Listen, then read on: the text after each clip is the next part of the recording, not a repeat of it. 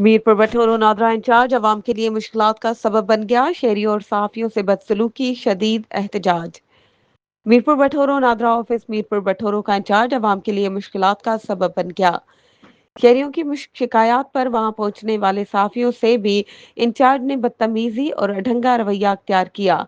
इतलात के मुताबिक नादरा इंचार्ज के रवैये के खिलाफ शहरियों ने नादरा ऑफिस के सामने इस्लाम जुम्मन शाह, लुकमान चांडे, इरफान खासखेली और नसरीन खासखेली की क़यादत में एहतजाजी मुजाहरा किया और सख्त नारेबाजी की। मुजाहिरीन का कहना था कि नादरा ऑफिस मीरपुर बटोरो में तैनात इंचार्ज मुख्तलिफ बहाने बनाकर हमें एक हफ्ते से ख्वार कर रहा है। रोजाना दफ्तर के चक्कर लगवाने के बावजूद हमारे मसाइल हल नहीं किए जा रहे। शहरियों ने इल्जाम आयद किया कि इंचार्ज ने अवामी ऑफिस को थाने में बदल दिया है, जहां खवातीन समेत सबके साथ बदतमीजी की जाती है, जो सरासर ज्यादती और नाइंसाफी है।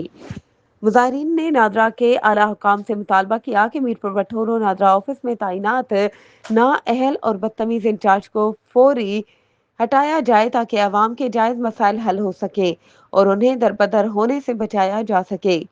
दूसरी जानिब अवामी शिकायत पर जब प्रेस क्लब के साफी नादरा ऑफिस पहुंचे तो इनके साथ भी इंचार्ज ने बदतमीजी और अढंगा रवैया अख्तियार किया।